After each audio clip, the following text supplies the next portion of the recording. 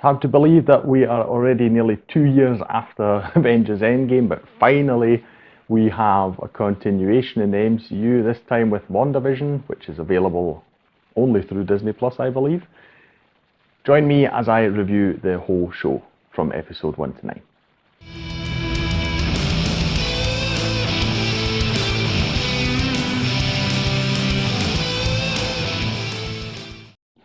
Hi, my name's Drew and welcome to another review video on Flying Wiener. I am again talking about a TV show. I did say a while back that I do plan on examining and reviewing all sorts of comic book properties, particularly everything from DC and Marvel, because I am a huge fan of those films and TV shows.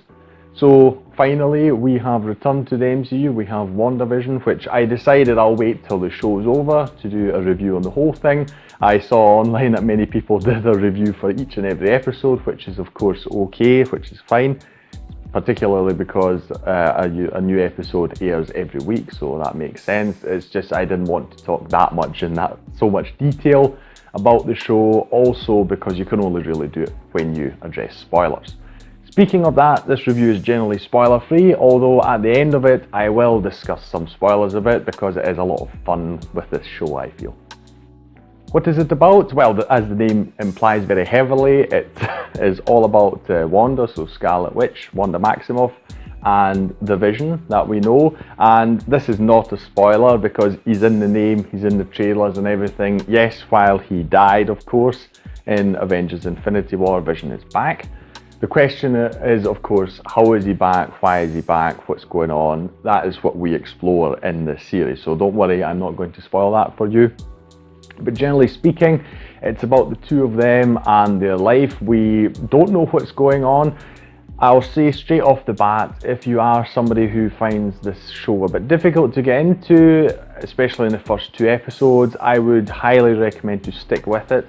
It changes and you slowly see the full picture as the episodes develop. Particularly the 3rd episode, I would say, gets things started a bit more, where the first 2 is just a bit strange, really.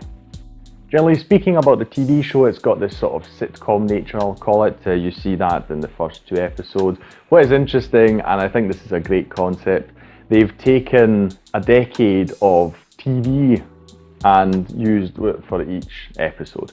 So you start off, I'd have to think back, but I'm not quite sure anymore, but I think you start off in the 50s, something like that, and then you have the 60s, 70s, etc, etc. So as the show progresses, you're moving through decades. It's really wonderfully crafted because the makers have taken the time to really examine what TV shows were like in whichever era we have in the episode. They use the camera style that was in use back then, and just the way shots are made and the sets and just the plot lines themselves. It's a really great homage to all these things. It's also a lot of fun because you can just examine how we have changed as a society over the decades. You see all the change in costumes, for instance, and also just the way people act. It's quite interesting. The show in and of itself is not just a sitcom all throughout. Obviously, as you can probably expect, it changes throughout the course of the whole show. It becomes more or less what we are used to from the MCU, not entirely, so it's not like it ends in a huge big battle or something like an Avengers film or a Captain America film or something like that. That is not the case here. But still, towards the end, we move sort of in more familiar territory that we know from the MCU. There's some great humour here, and what I like particularly is we finally get to see some of the relationship between Wanda and Vision, which is something that in the films, if you were following the whole MCU, it happened more or less off screen really. All of a sudden they were a couple, it felt a bit strange, or at least it felt like we missed out on something. So it's great that we get to see that here, the affection they have for each other and what draws and keeps them together.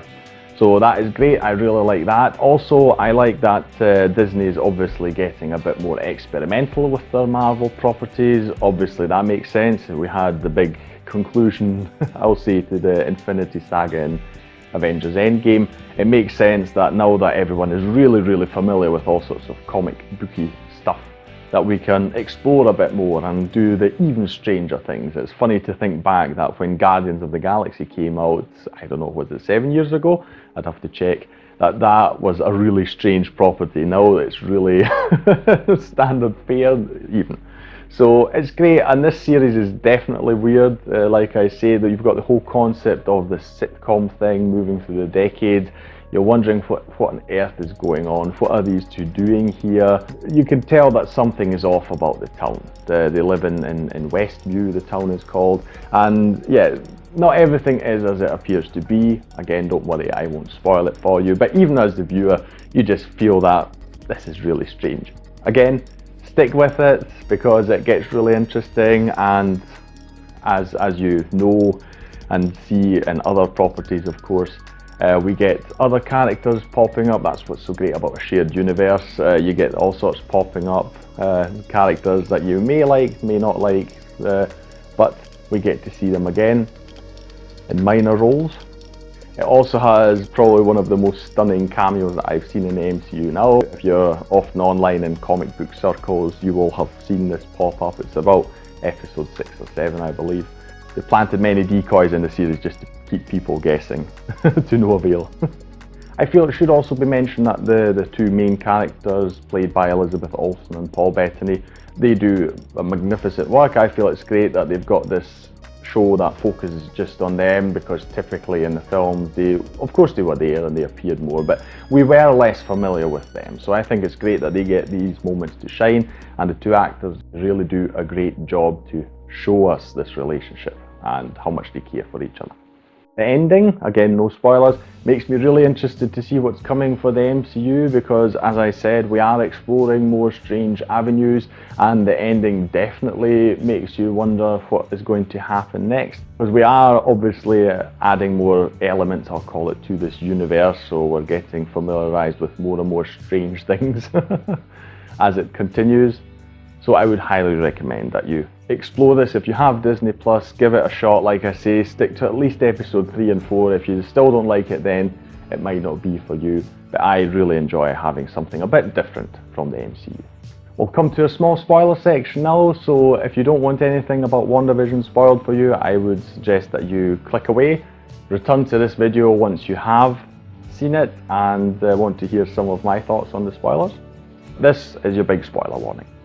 So the biggest thing I do want to talk about is what I mentioned earlier, the big cameo that happens in episode 6, I think it is, which is of course Quicksilver's reappearance. He is not played by Aaron Taylor-Johnson, of course, who we know from Age of Ultron. He is played by Evan Peters, who of course portrays the character in the X-Men universe that we know from Fox. So this was obviously a big thing. It threw a lot of people off. They got very excited. Expected, of course, that this is the point where we somehow add not only the X-Men to the MCU, but it's also the X-Men that we know from the Fox films. So I myself was really amazed when this happened, when he suddenly appeared in front of the door. Although I do kind of get that, of course, towards the end we know that this is not the case, so this is not what happens. And I do understand why, because obviously Marvel and Disney, they want to stay away from the Fox films. Although they had quite a few good elements, I enjoy quite a few of them myself. But it is understandable that they didn't go that way of really making it a multiverse and just throwing in the X-Men. It still might happen at some point, but I do feel that they want to sort of build up their own X-Men legacy instead of just trying to sort of incorporate that bit messy Fox timeline. One of the best appearances of a character I've ever seen. It really blew my mind when I saw it and got me excited too. I still feel it's great that they did it, even although it was a bit of a bait and switch and that, but still, it's just a great moment to geek out in. The conclusion of the series itself I found was very interesting. What I do not agree with is when Wanda is walking the streets after she has released everyone from the big spell that she has cast on the town. I get this kind of feeling from her that she feels that people are unjustifiably sort of hating her. So she's changed in some way, which we'll get to see further on in the MCU. I mean, just the closing shots alone tell you that something really weird is going on here. So she's trying to get her kids back, of course, through some means. I'm sure she'll wander some really dark ways, but still, I feel that you must not forget that she basically enslaved a whole town of people. So it doesn't matter how you try and spin it or look at the show, she is quite a lot the villain. At least to the people in the city, she definitely is the villain. And this is something that I really like and would like to see more of in the MCU. For one of them to just enslave a couple of thousand people and just control their minds, or that she can work through her grief of losing her loved one. I feel this is very exciting new direction that we are going in. Obviously, if you follow these things, you will probably know that there are a lot of rumours about her appearing a lot in the next Doctor Strange film, which is called The Multiverse of Madness. It does make sense, and there is even a reference in this show to him. You've got Agatha Harkness, of course. She is the big baddie here, the witch that Wanda goes up against. She even mentions the Sorcerer Supreme as well, who we know as Doctor Strange. So that will definitely be very exciting to see what exactly happens there. And I'm not quite sure. I feel that we haven't seen the last of Vision either, so that was quite interesting. Also, particularly in the last episode, I really liked his wee riddle that he poses with the ship of Theseus. I love when films and shows do these things where you get this sort of riddle or philosophical question and you just sit there going, wow. It just blows your mind in that moment. I really love those things. The fights themselves, I will say the big finale where the two witches are fighting each other in the sky, I wasn't too happy about that. Throughout the show, I thought that the CGI, of course, was excellent. The fight in the sky, it looked a bit bad to me. I don't know. I also didn't really feel it. They're hurling balls of magic energy at each other. Didn't really feel very impactful. Didn't feel really tense or anything. I don't know. It didn't get me excited like a typical third act big fight would get.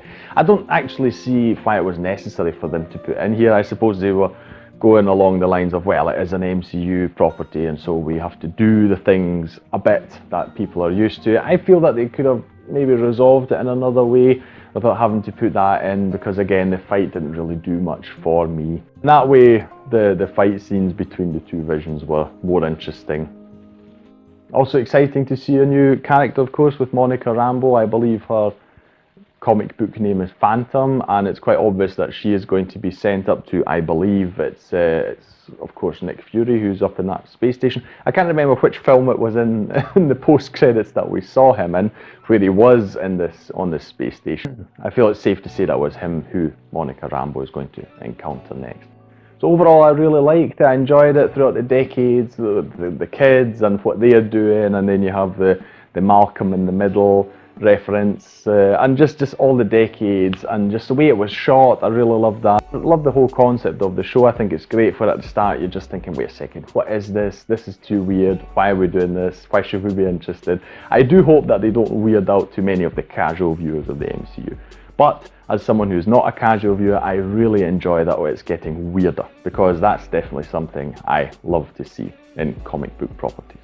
Next up, we've got Falcon and the Winter Soldier, something that I personally am a bit skeptical about. I'm not quite sure we really need this show, but I'll go into it open-mindedly. Hopefully it will convince me otherwise. I'm really looking forward to that. So that'll be exciting. Once that concludes, I will also talk about it here, of course.